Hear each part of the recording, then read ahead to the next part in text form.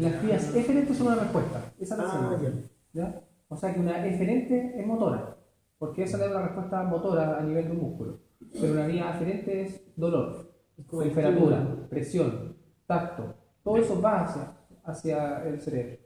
¿Ya? Y puede tener una vía de respuesta o no. ¿Ya? Ahora, cuando la respuesta es cortical, por ejemplo, si usted está en una vía aferente, aferente sensitiva, y se está quemando el dedo con una... no se está dando cuenta que se está quemando, y llega un momento que usted se colocó en una plancha y colocó en la mano así, su respuesta refleja, hace esto, pero eso es un arco reflejo de la médula espinal. Pero después usted comienza a sentir dolor. Eso es aferente. Eso es aferente. Y su respuesta consciente de la corteza cerebral es gritar, por ejemplo. Es gritar, o llorar, o quejarse, o enojarse. Esa es la respuesta eferente. No necesariamente esto es motora. ¿Ya? Aquí estamos viendo que es similar a esto, ¿cierto? Solamente que esto está rígido. Para poder ver que si nosotros abrimos este surco lateral, nos vamos a encontrar con otra corteza. Ahí, ese. Y ese es el lobo de la ínsula. ¿Ya? El lobo de la ínsula tiene que ver más bien con gusto. ¿Ya? Y algunas otras acciones, pero es casi total para el gusto. Si nosotros estamos viendo el lobo de la ínsula ahí, es lo mismo que esto. Ahí está el lobo de la ínsula. Ahí está la corteza insular. ¿Ya? O sea que aquí estamos abriendo el surco lateral y nos encontramos con la corteza. Esto es cortical. Y estos son núcleos. Estos son los núcleos que usted encuentra en el centro del cerebro. ¿Ya? Núcleo, sustancia gris. Eso es la sustancia blanca. Si nosotros raspáramos ahí, nos encontramos con estos. No con eso, porque aquí lo rasparon, esas cortezas cerebrales. Entonces, ¿qué núcleos son? Estos son los denominados núcleos de la base. Los núcleos de la base son este, que se denomina el núcleo caudado, que tiene la forma de un embrión. ¿Cierto? Y se denomina caudado porque tiene una cola que cae, una gran cola, porque tiene una cabeza, un cuerpo y una cola. El núcleo caudado pasa por encima del núcleo talámico, de ese, y de los globos pálidos. O sea, del cuerpo estriado, pasa por sobre el cuerpo estriado. Este núcleo caudado es difícil de observar en una resonancia. ¿Por qué? Porque si usted corta esto así, llega un punto en que ve cabeza y cola, pero no ve el cuerpo. Y en otros ve solamente el cuerpo. Entonces saben muy bien dónde está el núcleo caudado para diferenciarlo. ¿Ya? Todos estos núcleos de la base, el núcleo caudado, el núcleo putamen, es ese, con los globos pálidos, no ese, son motores. Todos son motores. Pero son motores extrapiramidales, porque yo le dije que las vías piramidales son esas. Esa es la neurona piramidal, porque va a pasar por las pirámides del bulbo. Estas vías que nacen aquí se denominan extrapiramidales. ¿Qué son esas vías? Son la integración de núcleos que provienen de la corteza, pero que van a pasar hacia el cerebelo y que después se van a devolver a estos núcleos algunos y van a descender para automatizar los movimientos. Por ejemplo, cuando yo les decía que el paleocerebelo mantenía el control postural de los movimientos, ¿de acuerdo? De la columna vectora, pasa por estas vías, pasa por los núcleos de la base, para finalmente mantener un control postural de los movimientos automático. Cuando usted está manejando, los primeros cambios son conscientes, vías piramidales. Los de después, está conversando, escuchando música y después ya automatiza los movimientos, porque el control lo sigue en la vía extrapiramidal. ¿Para qué? Para liberar la vía piramidal para que usted pueda hacer otra cosa. ¿No? Usted comienza caminando de manera consciente, más después se coloca a conversar con su compañero y usted no se acuerda cómo llegó a su casa. ¿Por qué? Porque el sistema extrapiramidal lo manejaba. Todas las vías automáticas entonces son extrapiramidales y hay algunos animales que mantienen estas vías mucho más potentes que las corticales. Por eso se encuentra, por ejemplo, que los núcleos de la base de un cordero son grandes y la corteza cerebral es pequeñísima. Si un cerebro de un cordero es así, la corteza es pequeña, porque los movimientos conscientes son menores. La mayoría de las cosas las hace de manera automática. ¿El parpadeo se incluye en eso? No, O- no, porque el parpadeo es algo que está dado por núcleos propios del tronco encefálico, que son núcleos del medio craneal. ¿Ya? Son núcleos craneales de la parte. o por ejemplo, cuando uno aprende a tocar un instrumento, Eso no sé sí. sin tocar, o sea, sin mirar, eso ya es. Al Sí. principio tiene que serlo consciente. Llega un punto y me dice, pero ¿cómo esta persona hace esto con sin mirar y conversando? O con los dientes, he visto tocar gente con los dientes. Eso es solo vía extrapiramidal. Están automatizando un movimiento que ya no necesita conciencia. Estas vías dijimos que eran importantes en animales. De hecho, como son automáticas y además son profundas, adivine cuál estaba primero en el ser humano. ¿Una vía piramidal o una vía extrapiramidal? Filogenéticamente hablando. ¿Usted cree que es más tipo la piramidal? ¿Sí? ¿De acuerdo? No, yo creo que el movimiento consciente es más importante. Porque tenía que reaccionar ante estímulos. Yo creo que es por el instinto, ¿no? Llegaría. Exactamente. ¿No cree que esto se acerca más al instinto? Movimiento automático. Sí. Por lo tanto, cuando fuimos en algún momento animales inferiores, esto nos comandaba. Entonces, esto es paleocórtex. Todos estos núcleos son de paleocórtex. No son neocórtex. Porque la neocórtex corresponde a la corteza cerebral. ¿Ya? Por lo tanto, esto es muy posterior. Esto es evolución. Esto es antiguo. ¿Ya? Y esto no estamos hablando de núcleos que sean de arquicórtex. No estamos hablando de núcleos que son del sistema límbico. Esos son otros. ¿Ya? Y recuerda que la mayor cantidad del sistema límbico es blanca, que son vías nomás, y tiene pocos núcleos, como el núcleo talámico o el cuerpo mamilar. ¿Ya? Ya. Entonces aquí estamos viendo los núcleos de la base. Eso es el cuerpo estriado. ¿Qué es el cuerpo estriado? 3 núcleos. Uno más lateral, que está... imagine que nosotros raspamos la corteza cerebral aquí, y nos encontramos inmediatamente con... ¿Me puede usted prender por mientras la tomé? Hay que ver que esté enchufado para mostrarle mejor, porque para mí es fácil explicarlo porque lo tengo en la mente, pero... Eso sí. ¿No tiene más lógica que se haya desarrollado el cerebro que reacciona ante estímulos que ante costumbres? Por supuesto que si el cerebro reacciona al estímulo. Por eso, es que dijo que la corteza piramidal, la de abajo, ¿De acuerdo?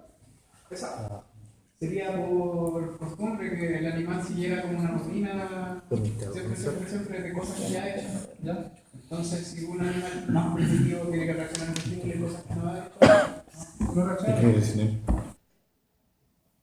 Tanto que en mi casa yo dejo las estufas prendidas todas, aunque yo no uso leña en todo caso, pero uso estas estufas de parafina, las dejo yo todo el día, para que cuando yo llegue pues si está helado yo me voy y me acuesto. Ya. Miren, esto es Como una resonancia magnética. es una resonancia. Una resonancia. Entonces aquí estamos viendo el cerebro de lo más superior y nos vamos a ir incluyendo. ¿Ya? Si nosotros sabemos que el cerebro mantiene una corteza al principio, ahí está, corteza con calota, y luego empezamos a ver rápidamente lo blanco, que es sustancia blanca, en este caso centro oval, que es lo que estábamos viendo ayer. Solo que aquí no vamos a ver las fibras pasando de lado a lado, ¿cierto? Porque vemos una cosa como más general. Mire el centro oval, inmediatamente, mire cómo aquí se comienza a ver cómo se está generando, se comienza a generar cortezas que van hacia adentro para empezar a formar el lobo.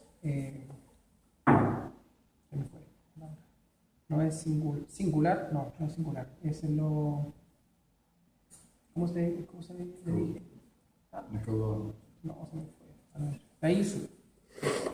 Luego de la ínsula.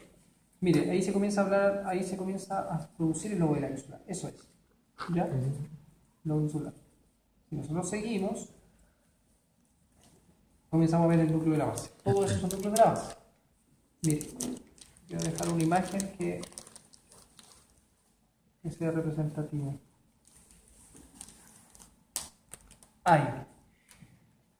Estos, miren, ese son las cabezas del núcleo caudado. El cuerpo no lo vemos porque está por sobre, ¿cierto? Ese puntito, perdón, ese puntito gris, ese y ese puntito gris, ahí son las colas. Lo que está en el medio es ese núcleo. Este es el cuerpo estriado. Esto es corteza de la ínsula. Si nosotros dijimos que raspábamos esta corteza, nos encontramos con un núcleo, ese núcleo que es lineal. Esa línea se llama claustro. No me pregunten para qué sirve, porque nadie sabe. Pero se considera parte del núcleo de la base, ¿ya? Ese es el claustro. Más profundo a eso tenemos otro núcleo grande, ¿cierto? Que es ese. El más externo se denomina putamen. Los más internos, que son dos, se denominan globos pálidos. Un globo pálido lateral y un globo pálido medial. Miren, los vamos a mover para que se puedan diferenciar.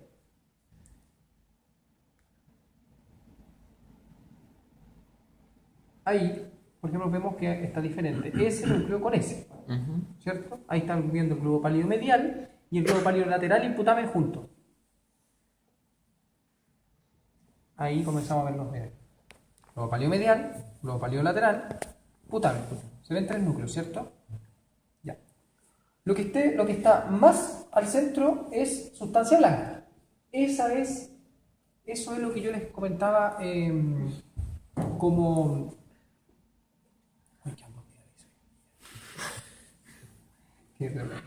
la cápsula interna. ¿Ya? La cápsula interna es una... Dijimos que eran vías eferentes la mayoría, pero también aferentes, que iban a descender. Por ahí pasan entonces las vías córtico-espinales.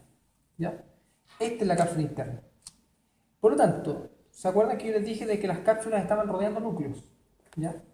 Esta cápsula se denomina interna. Esa cápsula, esa línea blanca, que está entre el putamen y el claustro, es la cápsula externa. ¿Ya? ¿Se acuerdan que era el claustro? ¿Cierto? El claustro es el núcleo lineal. Y lo que está entre el claustro y el lobo de la ínsula se denomina cápsula extrema. ¿Ya? Por lo tanto, tenemos una cápsula interna, una cápsula externa y una cápsula extrema. Tres cápsulas. Miren las puras cápsulas. Estas las tres. Cápsula interna, cápsula externa y cápsula extrema. Las que están entre medio no son cápsulas. Porque miren, esa... Ahí se puede ver. ¿Se ve que hay una sustancia blanca que pasa de lado a lado? Sí. Si pasa de lado a lado en el cerebro, ¿cómo lo llamaría usted? Transversal. No. ¿Cómo llamaría eso? ¿Sí? Pero neuroanatómicamente, ¿qué es? Puente. ¿No? Comisura, ¿sí? Comisura. Le dije que para ser comisura tenía que ser transversal, integrar hemisferios distintos, homólogos, territorios homólogos. Ahí está. Eso se denomina la comisura anterior cerebral. Comisura anterior, que no es lo mismo que el cuerpo calloso. ¿Cierto? Ahí hay otra parte posterior parece. Ahí, cuerpo calloso. El esplenio del cuerpo calloso. Bien. Ahí estamos viendo el cuerpo calloso. De lado a lado. Solo que cuando en esta imagen se ve de esa manera, uno habla del tapetum. Del tapetum o tapete o alfombra del cuerpo calloso. Tapetum. Una región anterior y una región posterior que se denominan forceps. El forceps anterior y el forceps posterior. Todo eso corresponde a un corte, digamos, horizontal de cerebro. Miren, busquemos los forceps. Ahí está. Forceps anterior y un gran forceps posterior. Estas estructuras anatómicas no se ven en un corte como este o no se ven en un corte medial, porque ahí el cuerpo calloso tiene otros nombres. Tiene un rodilla, un cuerpo, un esplenio, un rodete, tiene otra nomenclatura. Pero aquí usted tiene que imaginarse que esto es lo mismo. Aquí yo le estoy demostrando de que esto pasa de lado a lado, integrando lugares homónimos, y por lo tanto esto es una comisura. ¿Qué comisura? El cuerpo calloso. Tiene forceps y los tapetes. ¿Ya? ¿Qué núcleo es ese? Busquemos. ¿Qué parte? Inferior. Esa, superior. ¿Cómo se llama?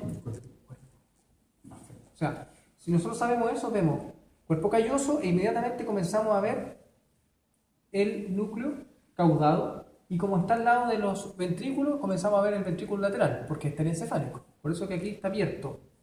Miren, eso, ahí, perdón. Eso es ventrículo lateral. ¿Y qué es ese enmarañado de cosas que están adentro? Mira,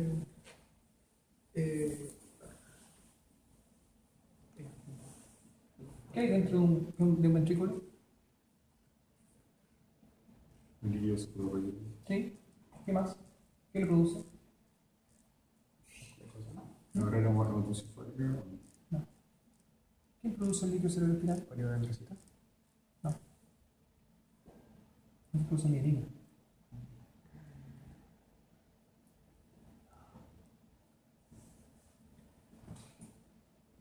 Plexos coroideos. Ay, sí, sí. ¿Qué son los plexos coroideos? Sí que no lo han estudiado, ¿no? Esto está difícil de entender así. Plexos coroideos. Porque estamos viendo los plexos coroideos de los ventrículos laterales. Entonces, ¿Eso es el cuarto ventrículo abierto o se? también lo vamos a pasar. Ya. Cuerpo, fíjense ahora en el núcleo. Estamos viendo el cuerpo. Inmediatamente después se pierde. Miren, se comienza a perder. No tiene continuidad. Ahí. Se pierde formando la cabeza y la cola. Ahí está la cola. Cabeza y cola. Se sigue. Hasta que el cuerpo, perdón, el núcleo caudado se une, miren, se une con el núcleo lenticular. ¿Qué es el núcleo lenticular? La unión de los tres que yo le enseñé. Como parecen un núcleo único, el putamen, el globo pálido y el globo pálido medial, los tres forman el núcleo lentiforme, lenticular.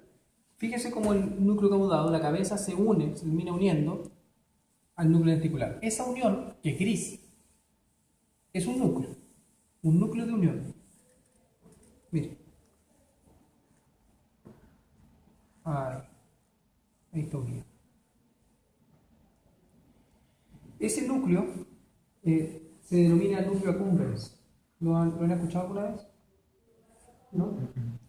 El núcleo accumbens se ha visto que reacciona y se activa en el proceso de adicción. Es el núcleo de la adicción, ¿ya? De todas. Sobre todo en adicciones que son al azúcar y a las grasas. ¿Por qué un cerebro tan primitivo como un palo cerebelo tiene una adicción? Porque se necesita. Bueno, necesita grasa, necesita azúcar para vivir. No. ¿Usted puede tener una dieta libre de grasas? sí. A menos que, o sea, estamos hablando de que hay grasas esenciales que hay que consumir. Si hablan por el tema de la adicción, sería por un tema evolutivo, porque antiguamente se prefería consumir esas cosas para mantener calor y Bueno, en el principio el ser humano habrá tenido libre disposición de alimentos energéticos. No. Entonces el cuerpo se tuvo que hacer adicto para que fueran en la búsqueda de alimentos grasos para que se mantuvieran con calor, porque finalmente se involucra que vamos a tener grasas cutáneas. Igualmente energía, como los carbohidratos, que uno ahora en el mundo que vivimos puede tener una dieta libre de carbohidratos, perfectamente. Ojalá. Entonces, ¿qué pasa? Que las industrias saben de que nosotros, el ser humano, es adicto a las grasas y al azúcar. Adicto, porque lo traemos ahí, en lo más profundo del cerebro. No es porque nomás uno dice, bueno, ¿por qué los niños si nunca han probado el azúcar? Uno les da azúcar, se hacen adictos. Ah, pero es que se lo traen en el gen.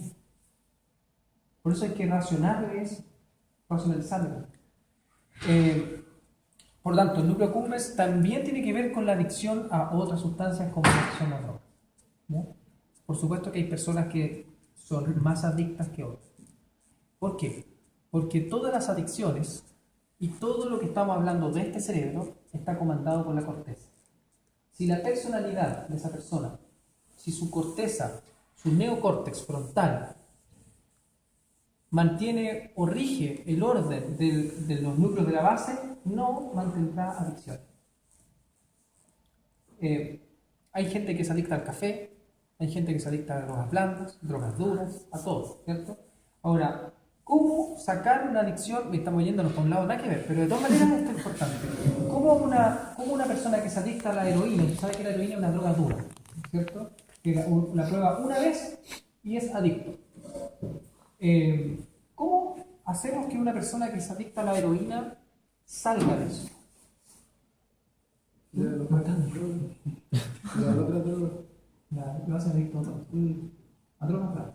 Le sacan la heroína y la hacen adicto a otras drogas. ¿Cómo qué? Como a la marihuana, como al LSD, a pesar de que es duro, pero hay algunas presentaciones como las que son el éxtasis. produce adicción. Es poco adictivo. Todos producen La adicción. droga alucinógena no produce una adicción. El LSD. El hongo, el LSD, o sea, el LSD y el éxtasis son cosas diferentes. Y Sí, tampoco... pero el éxtasis proviene del LSD. Las plantillas de éxtasis que aquí en Talca están de moda, porque hay unas personas que hace poco se encontraron a un gerente de una empresa de constructora muy conocida que traficaba éxtasis y lo tenía distribuido por toda. ¿Ya? Y yo no me manejo mucho en drogas, pero eso decía que en el diario El Centro, que derivaba del LSD. Y el LSD produce adicción poca. Como produce poca adicción, lo hacen adicto a eso y después lo pasan a una droga más blanda, como puede ser marihuana, ¿cierto? Y después lo hacen adicto, después de que lo hacen adicto a la marihuana, por eso es un proceso tan largo, lo hacen adicto a un fármaco, por ejemplo un antidepresivo. Después de eso lo hacen adicto a un ansiolítico, como un clonazepam, para terminar sacándolo de la adicción.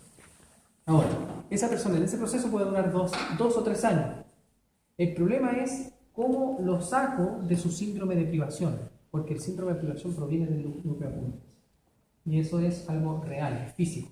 La persona vomita, no quiere comer, tiene problemas de repente de demencia, o sea, ve cosas que no existen, se siente pésimo, sudoración excesiva, dolores de cabeza, todo eso lo siente mientras no está consumiendo. Y eso es lo difícil de mantener en una persona adicta. Por eso que el proceso de cura de adicciones a nivel psiquiátrico es tremendamente complejo y por eso que los pacientes se deben encerrar. Por eso, porque no sería lógico que el paciente se fuera para la casa y nosotros le pasamos la marihuana todos los días. El paciente va a hacer marihuana, va a ir a la cocaína, a la heroína y el paciente se va a morir por sobredosis. Bien. Pero lo importante era que usted conociera estos núcleos de la base, que, como yo les dije, la mayoría de ellos son motores, ¿cierto? Extrapiramidales, son automatizadores del movimiento. Ahora, ese núcleo central es el tálamo. El tálamo está a nivel del tercer ventrículo. Miren, busquemos el tercer ventrículo. Ahí está. Eso es. Eso. Y esos son ventrículos laterales. Pero los ventrículos laterales son unas estructuras como que tienen brazos. El ventrículo lateral va por cada hemisferio, antero-posterior, pero mantiene unas colas, unas astas que son temporales, unas astas que son frontales y que dan la vuelta, y unas astas occipitales. Aquí estamos viendo las astas frontales. Y aquí estamos viendo el principio de las astas occipitales. Y aquí el tercer ventrículo. Después están comunicados. Entonces el tálamo da el tercer ventrículo. Y el tálamo tiene también, fíjense que tiene estriaciones blancas, pero siguen siendo núcleos. Y el tálamo está totalmente tabicado, porque son distintos tipos de núcleos, y se dividen, después lo van a saber en una teoría, no lo vamos a mostrar ahora, pero se dividen en muchos tipos de núcleos que van a tener un comportamiento distinto en sensibilidad. Y ahí estamos viendo el acueducto, miren, empezamos a ver ahí el acueducto, eso, que es del mesencéfalo ya, seguimos descendiendo y comenzamos a ver la abertura que es del cuarto ventrículo. Hay que buscar el cuarto.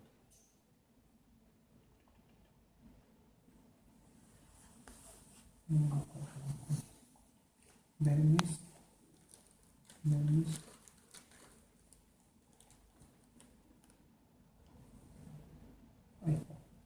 ese espacio. Fíjense que eso es vérmice veloso. Y esto es parte inferior del mesencéfalo, o más bien del puente. Y estamos viendo ahí el cuarto ventrículo, chiquitito. ¿No? Recuerde que el techo es cerebelo y el piso del tronco cefálico, digamos, la pared posterior del puente y el bulbo. Bien. Ya. Vamos a ver.